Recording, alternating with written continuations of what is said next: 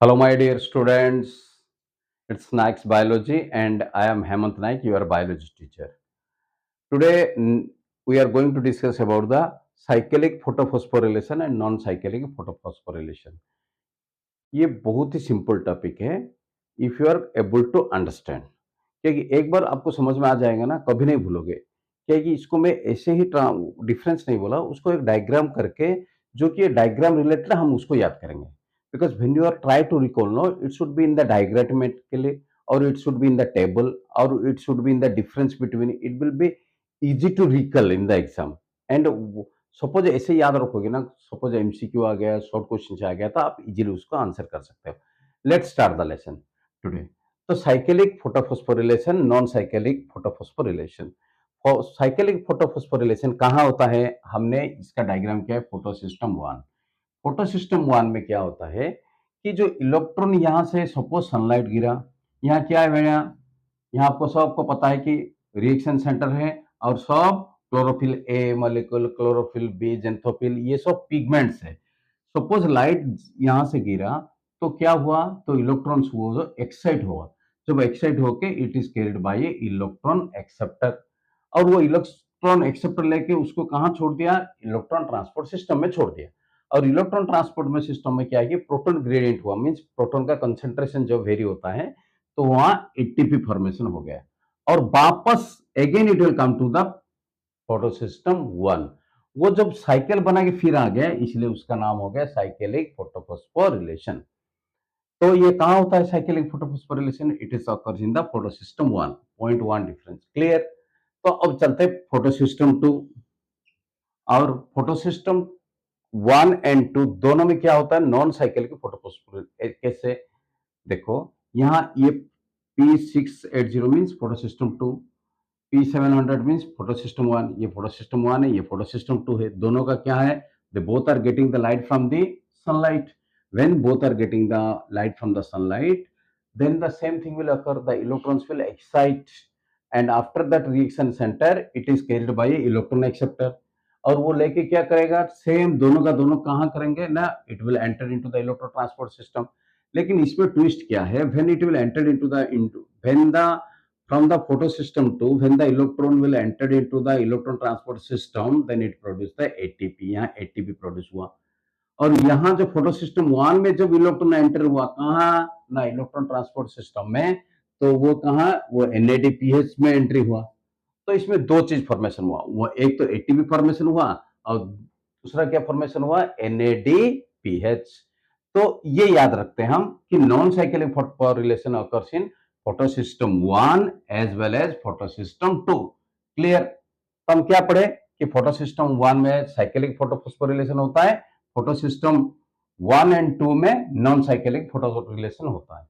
तो come to second point, electrons, external electrons not required. देखो यहाँ कहाँ भी बाहर से इलेक्ट्रॉन नहीं आया है, ये जो भी यहाँ से स्टिमुलेट हुआ है, एक्साइट हुआ है, then it will carried by the electron acceptor. लेकिन यहाँ देखो, यहाँ इलेक्ट्रॉन कहाँ से आया है? By the breakdown of the water molecule. Water molecule जो ब्रेकडाउन हुआ है, वहां से इलेक्ट्रॉन आया है। तो वाटर मॉलिक्यूल कैसे ब्रेकडाउन हुआ? देखो, H2 जब ब्रेकडाउन होता है, 2 इलेक्ट्रॉन बनाता है और 2 हाइड्रोजन बनाता है। तो जब 2 इलेक्ट्रॉन एंड 2 हाइड्रोजन बनाता है, तो this 2 electron enter into the light harvesting complex, and it is taken by the electron acceptor. तो यहाँ जो इलेक्ट्रॉन आया, ये by the photolysis of water और ब्रेकडाउन ऑफ वाटर, ये खुद इलेक्ट्रॉन उसमें नहीं बना। जो 2 इलेक्ट्रॉन एंट्री हुआ, वो 2 इलेक्ट्रॉन अभी जाएगा इलेक्ट्रॉन ट्रांसपोर्ट सिस्टम में, फिर जाएगा फोटोसिस्टम वन में, फिर फोटोसिस्टम वन से फिर जाएगा NADPH बनाएगा, उसके बाद वो जाएगा। तो इस तरह क्या है कि दो जो इलेक्ट्रॉन है मूव करता है। जो जो 2 इलेक्ट्रॉन कैसे बना? तो H2 जो ब्रेकडाउन हुआ, 2 प्रोटॉन और 2 इलेक्ट्रॉन बना दिया, 2 इलेक्ट्रॉन एंट्री हुआ। इसका मतलब है the external electrons not required. क्या है कि यहाँ फोटोलिसिस होता है। तो नेक्स्ट पॉइंट सिंपल है, नो फोटोलिसिस ऑफ वाटर। यहाँ क्या है कि फोटोलिसिस ब्रेकडाउन वाटर नहीं हुआ। यहाँ क्या हुआ? ब्रेकडाउन ऑफ वाटर हुआ है, इसीलिए तो 2 इलेक्ट्रॉन उसमें एंट्री किया है। Because of the breakdown water, 2 and electrons enter into the photosystem 2, which is moves to the photosystem 1। हो गया। चलो, उसके बाद क्या हुआ? एटीपी सिंथेसिस हुआ। देखो, जब भी ये इलेक्ट्रॉन एंट्री किया है, इलेक्ट्रॉन ट्रांसपोर्ट सिस्टम में वो यहाँ एटीपी हुआ है और this ATP is formed due to the concentration gradient. जो कंसंट्रेशन ग्रेडियंट जो वेरी होता है उसकी हिसाब से वो एटीपी बन जाता है। यहाँ क्या हुआ, देखो एटीपी भी बना और एनएडीपीएच भी बना, दोनों बना। एटीपी बन गया, एनएडीपीएच भी बन गया, किसमें ना, नॉन साइक्लिक फोटोफॉस्फोरिलेशन में। उसके बाद क्या है जो इंपॉर्टेंट है, यहाँ ये जो हुआ है साइक्लिक फोटोफॉस्फोरिलेशन बैक्टीरिया में हुआ है। बैक्टीरिया में क्यों हुआ है, यह है कि ये साइक्लिक फोटोफॉस्फोरिलेशन में जो availability of the carbon dioxide कम है, लो है। The low of carbon dioxide availability, क्या ये फोटोसिंथेसिस को तो कार्बन डाइऑक्साइड चाहिए ना। उसके बाद क्या है, ये एनारोबिक कंडीशन है, क्या ये ऑक्सीजन इतना अवेलेबिलिटी उसमें नहीं है, इसमें साइक्लिक फोटोफॉस्फोरिलेशन में। और सबसे इंपॉर्टेंट पॉइंट ये है कि लाइट का जो इंटेंसिटी वो भी कम है, ये जो कंडीशन है, इसीलिए the cyclic photophosphorylation occurs in the organism like bacteria. Anaerobic means बिना ऑक्सीजन में भी वो रेस्पिरेशन कर सकते हैं। उसके बाद क्या है, नॉन साइक्लिक जो है वो एडवांस हम सब है, क्योंकि हमारा ऑक्सीजन अवेलेबिलिटी ज्यादा है, एरोबिक कंडीशन में करते हैं और intensity of light is very more. That's why we are the organism, photosynthetic organism in which the non cyclic photophosphorylation is occur. तो इसमें इंपॉर्टेंट क्या है ना, ड्यूरिंग द, एक वर्ड दिया है कार्बन एसिमिलेशन। इसका मतलब क्या है, कार्बन एसिमिलेशन का मतलब ये है, सपोज कार्बन डाइऑक्साइड हमारा क्या बनाता है, ग्लूकोज बनाता है।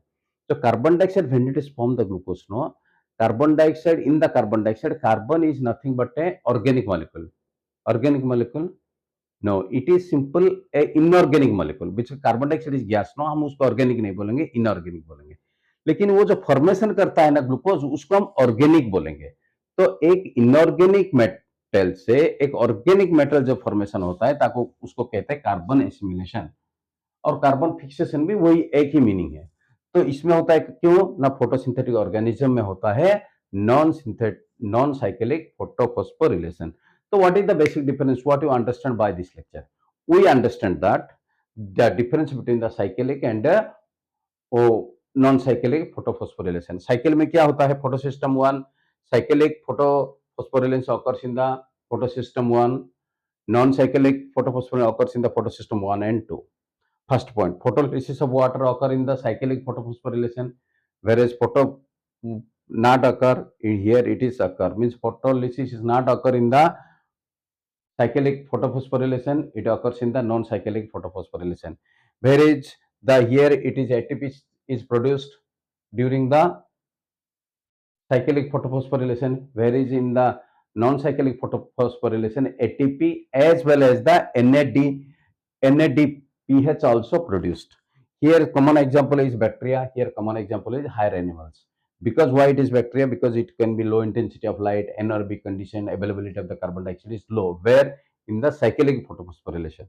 In the non-cyclic photophosphorylation, what the light intensity is more and carbon assimilation is takes place, and aerobic condition where the oxygen is available and carbon dioxide available is very high.